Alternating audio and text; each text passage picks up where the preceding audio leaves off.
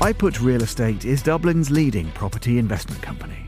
For almost 60 years, a custodian of the city embracing excellence in design, sustainability and occupier experience.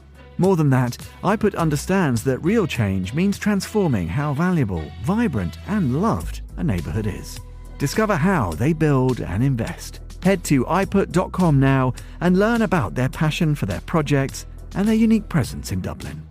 iPut, creator of exceptional places, custodian of the city.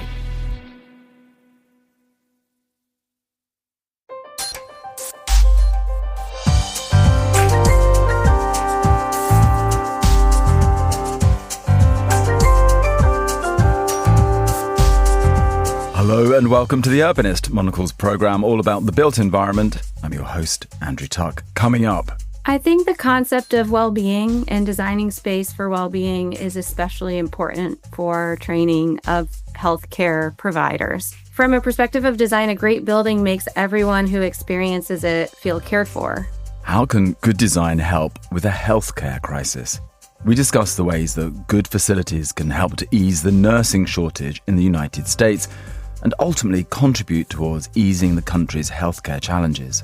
Then we learn about one of Helsinki's oldest traditions at the city's annual herring market. And we head to Norway to see how urban robot farming is helping to grow food with a smaller than usual carbon footprint. That's all ahead in the next 30 minutes, right here on The Urbanist, with me, Andrew Tuck.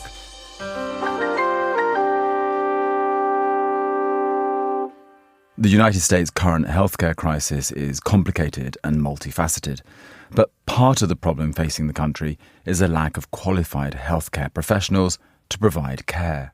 Recent numbers show the pipeline into the nursing profession is dwindling, and one unlikely place where help is coming from is the design world. Architects are coming to the rescue by creating new state-of-the-art campuses to ramp up enrolment and close the supply gap.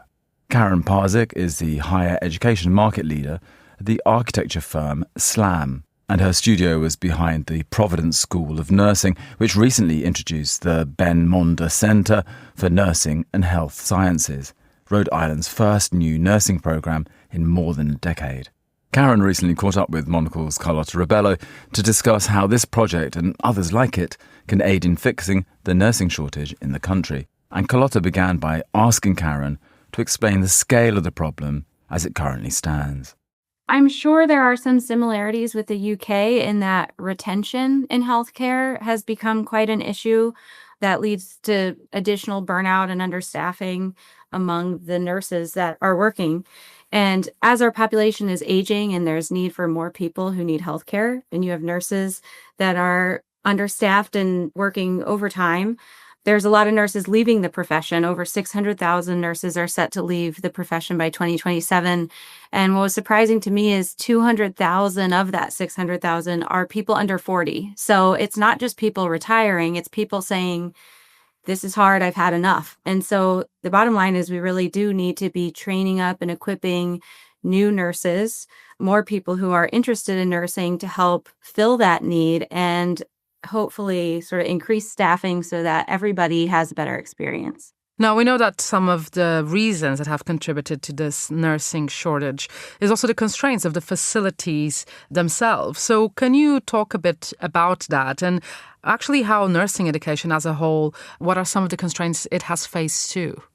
In general, at universities in the U.S., a lot of general enrollment is on the decline. But we are not seeing that in nursing and the health professions. We're actually seeing a lot of popularity for these programs, and universities are really stepping up. They're enlisting architects to build new facilities for existing programs and even help to start up new schools of nursing and colleges of nursing within their universities to help grow the number of students that are going into nursing. And so in this year alone, over 50 nursing programs in the U.S. are either opening for the first time or expanding their enrollment. And one of the biggest constraints that a lot of facilities face is their technology and simulation environments. So simulation centers are common in schools of nursing.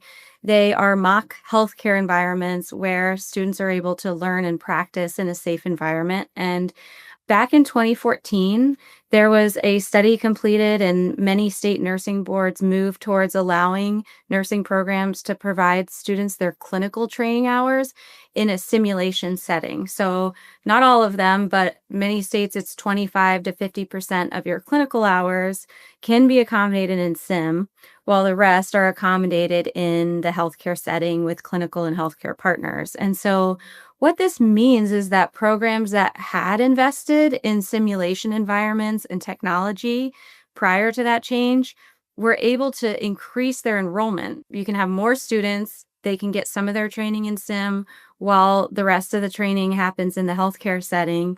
And programs that didn't have robust simulation centers really needed to invest in those facilities in order to be competitive and to keep growing their enrollment. And so incorporating those high quality simulation technology rich spaces allows for more efficiency in how nursing students train so that they can become qualified to enter the workforce and be equipped to enter whatever role within nursing they want to. So the University of Minnesota helped in the design of a 30,000 square foot sim center that serves not only nursing students, but also medical students and even clinicians and healthcare providers from local hospitals go there for training. So they become a really integrated and integral part of the training, not only of students, but of current care providers. Well, and it's really interesting because that really highlights this idea that designers can come in and help create these state-of-the-art campuses and, ramp up enrollment and help close that gap. Let's focus on this project then in Providence College. Maybe start by describing the project, and then we can talk a bit about the design and some of the considerations made there. We just completed the new School of Nursing and Health Science facility at Providence College. It's an incredibly popular program for them. They're only in their second year now of enrollment, and they are planning for a class size of around 150 students across nursing and health sciences. But last year, they received more than 1,600 high schoolers applying for those spots. So you can see that the demand is there. That premise of if you build it, will they come? Absolutely. They're coming in large numbers. And there's a few reasons for that. From the facility design perspective, this environment that we've designed and created is state of the art. It has all of the latest in technology, a large simulation, virtual anatomy. There's research spaces associated with their student athletics, with biomechanics and movement analysis and those kinds of things. Exciting programs that students want to be a part of. But some other things we incorporated into the design that I think has made the facility successful is it's on the residential side of campus. And in addition to classrooms and learning environments, it also includes student life amenities that serve the whole campus, a dining hall, a chapel for services and reflection, large classroom environments for general education courses. So from day one, this building not only serves the School of Nursing and Health Sciences, but also is an asset to the campus community as a whole, which has been really successful for them and has made for a great place to be, a great building that students want to be in. When approaching projects like this, what, from a design point of view, do you think are some of the considerations that designers need to think about? Because it was interesting to hear you now describe, the importance of blending some of these elements, the importance of considering life in this building beyond the work that is done there.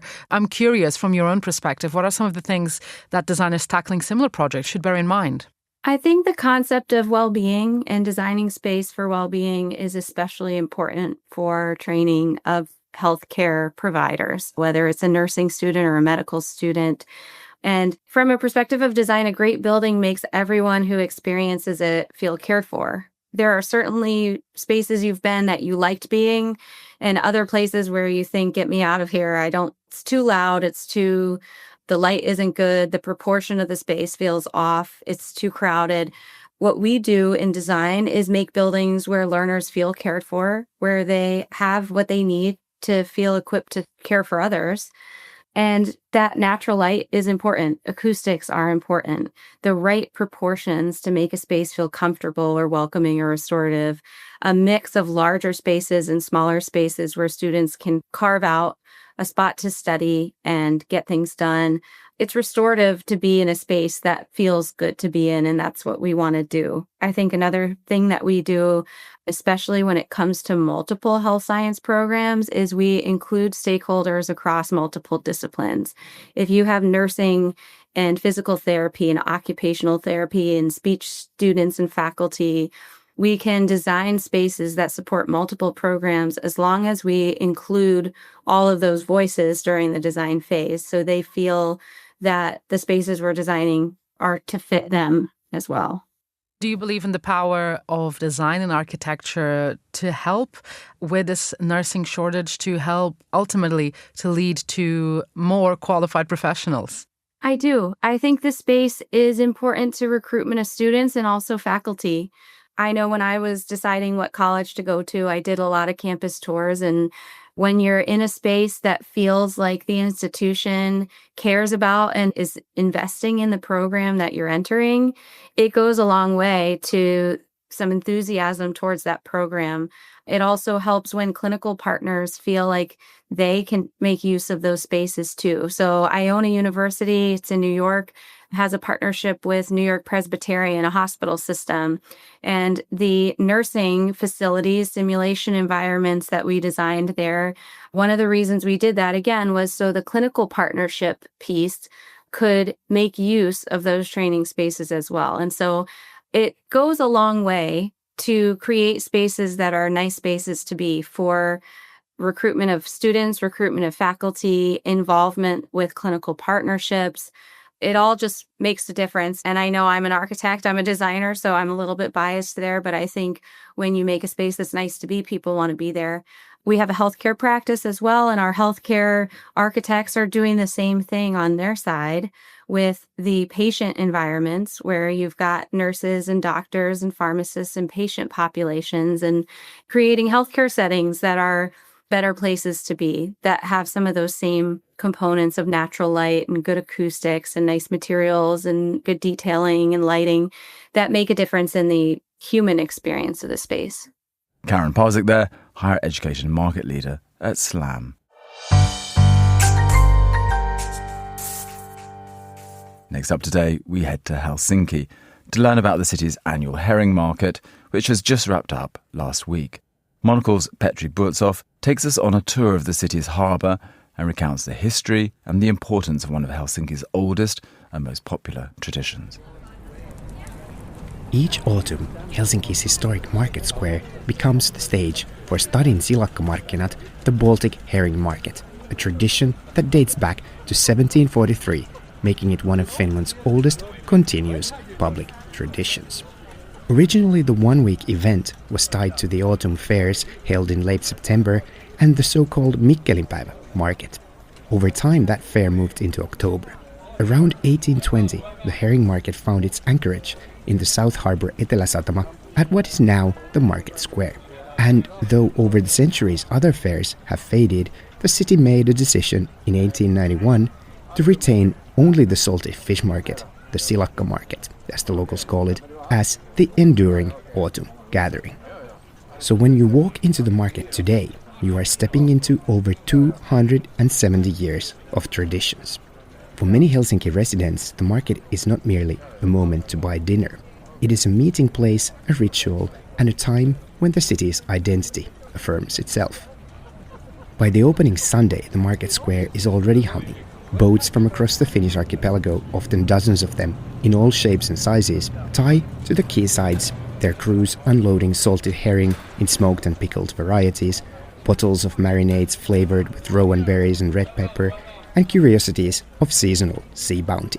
At stalls under striped tarpaulins, vendors display sweet dark malt bread baked in archipelago style, hand-woven woolen garments made from island sheep, jars of mustard and condiments, jars of pickling brine, and baskets brimming with crisp autumn apples.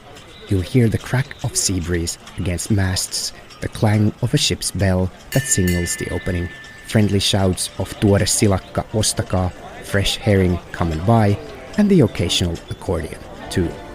And so the market becomes a living portrait of Helsinki, a city with distinct maritime roots which for centuries has been a key gateway to the archipelago and is tied to the Baltic Sea in both memory and commerce. The herring market tells you that this is a city that does not forget its geography, even as it grows modern. Inside that daily bustle, the visitors can sense a kind of democratic meeting ground, with pensioners leaning on walking sticks, school children sampling sugar-spiced herring on rye, tourists guided by maps, and young couples ordering mustard and pickled bits to sample.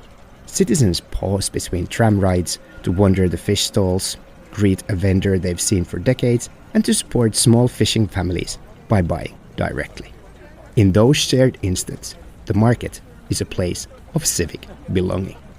Even the act of choosing a herring becomes a connection. You'll see someone lifting a jar of dill-marinated silakka, taste a spoonful, ask about the brine recipe. Another will carry away a jar of mustard, spiced with allspice or onion, along with a loaf of malt bread baked with island grain. Some will buy apples from a nearby orchard, their skins warm from the autumn sun. The market is not just nostalgia, it supports the livelihoods of fishers whose numbers have declined. In recent years, the organizers stress sustainability, that Baltic herring is a local, relatively low-impact choice, and that purchasing directly from the fishermen helps maintain a fragile tradition. At peak years, nearly 100,000 people visit the market, which in a city of just 500,000 inhabitants is a staggering number. During the herring market week, the streets around Kauppatori fill with folk music, children's programs, demonstrations of fish filleting, and even a herring jury that picks the best products in categories like pickled fish of the year and herring surprise. The visuals are striking too, with rows of hawker tents fluttering, nets drying on wooden racks, fishing boats upright in the harbor, and with smoke curling from the small food stalls. Against the blue autumn sky, those rich colors of amber, russet, forest green, and deep marine blue stand out. In some years, traditional wooden sailing ships drop anchor alongside, with their masts framing the skyline. Old traditions like this do what new architecture and grand plazas cannot. They map time onto place. They allow a citizen of Helsinki in 2025 to feel connected to someone walking the same square 200 years ago. They give the city a depth and a past that registers beneath the hum of everyday life. Petri Butzov there, reporting from Helsinki, and my thanks to him. With a rapidly urbanising global population and an increased demand for doing more with less, finding alternatives to carbon-rich food-growing methods is an immediate challenge for our cities. So how can we envision a future system for growing fresh produce, which may not come from far-off fields, but from within the urban centres themselves? Andy Jones recently visited Norway to see how companies there are proving that urban robot farming can mean that no grape or leaf is left behind.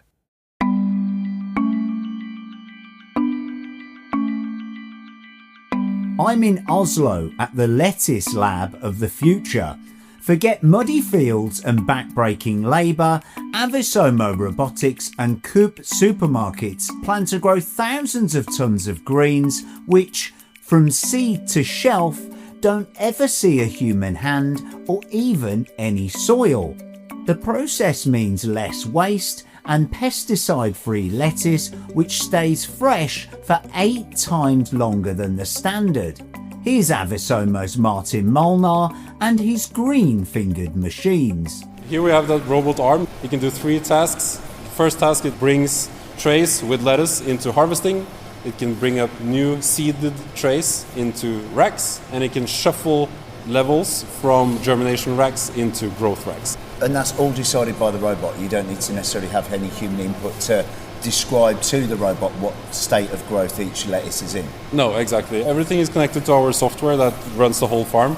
So our digital twin always knows where everything is and what stage it is in, and also what to provide to that plant. So for example, when the plants are very small, they don't need that much light. So any of these stations can get a rack that are newly seeded. Then that station will know, this is newly seeded seeds, so I'll have a very low light intensity.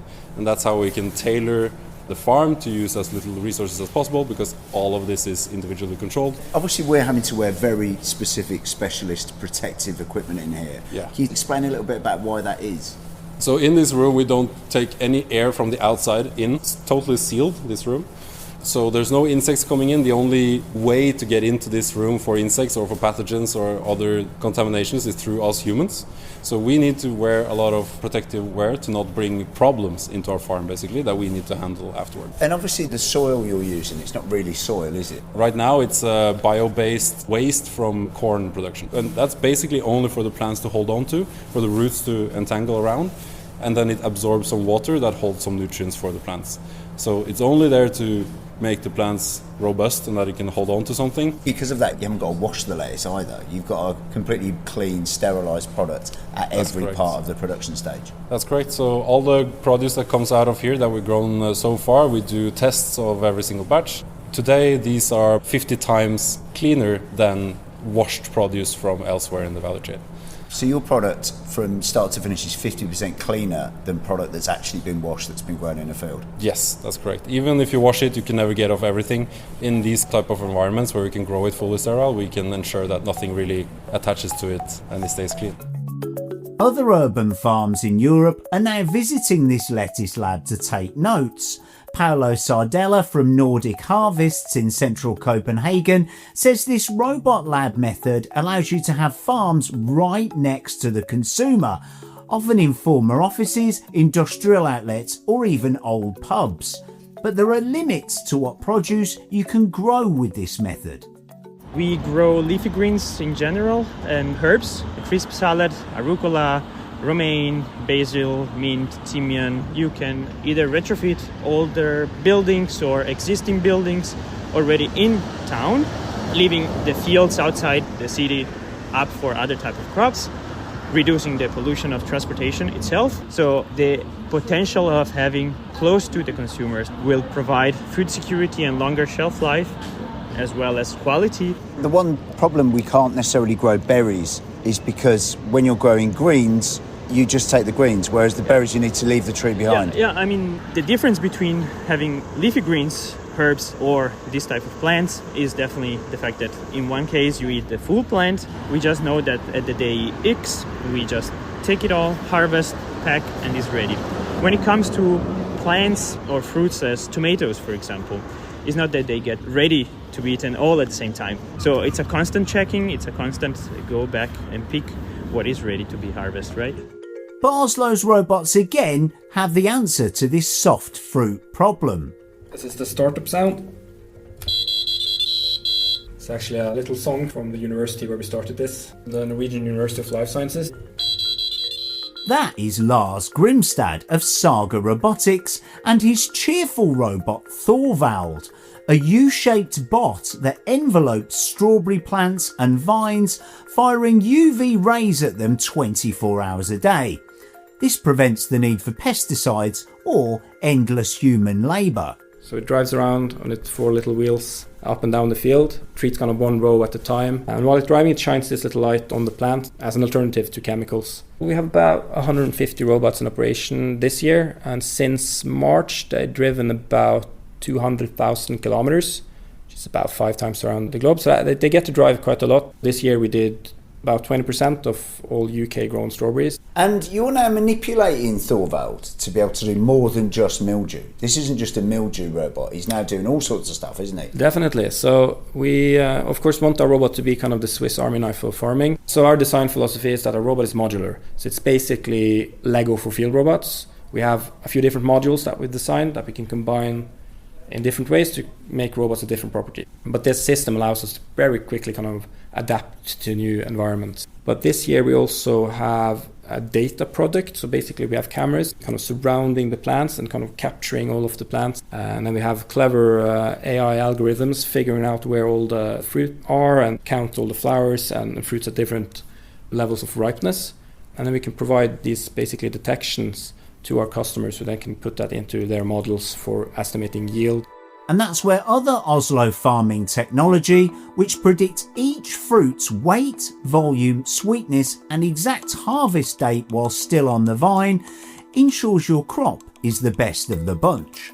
My name is Anders Gundersen. I'm the founder and CEO of Sensonomic. We've carved out a nice little niche market for us. It's things that grow on trees or on vines. We work with a world-leading grower in Peru. This is a grower of about 2,000 hectares. They produce billions of grapes. Far in advance of the actual harvest, you can tell roughly what the size of the bunch will be, what the size of the berries will be, and what the sweetness of each individual berry on the vine will be. What that means is that you really have a recipe for where to send it in the world. The payment for a great-looking bunch of grapes is about 4 or 5 times as much in Japan as it is in Scandinavia. And we know before it happens that it will qualify for this. And that's a super strength for the growers that are on the Sensonomic platform. Labor in agriculture is getting increasingly hard to get hold of.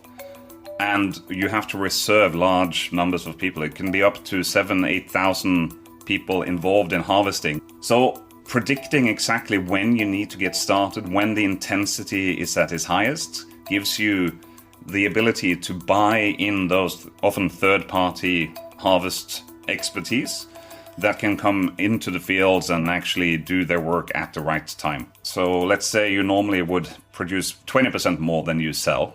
We can reduce that down to 10% more. And that is pure profit.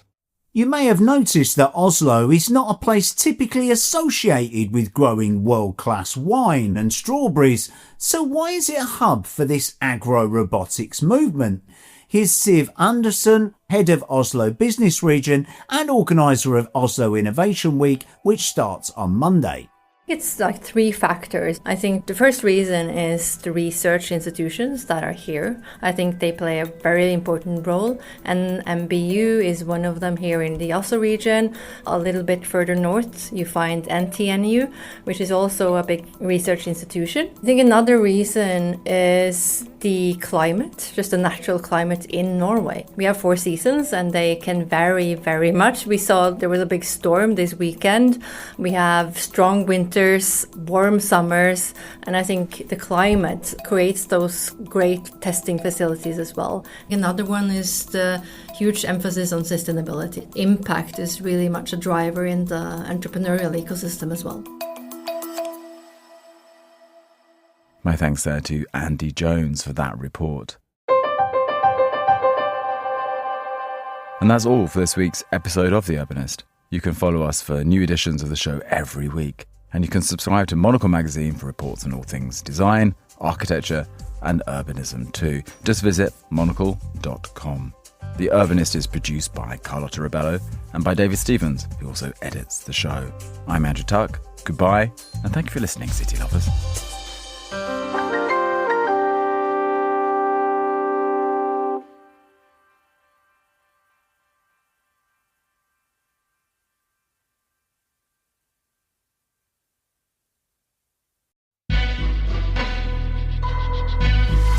iPut Real Estate is Dublin's leading property investment company. For almost 6 decades, they've owned and developed the best workplaces in Ireland, setting standards and attracting global capital to the Irish market. As a gateway to Europe, Dublin is a global centre for investment. iPut leads the market by delivering innovative, design-led workplaces and public spaces that enhance the occupier experience and neighbourhood life. Their ambition? To set new benchmarks in workplace quality, attract leading businesses to Dublin, all while delivering strong, sustainable returns for their investors. Find out how they're building this future. Head to iput.com now. iPut, creator of exceptional places, custodian of the city.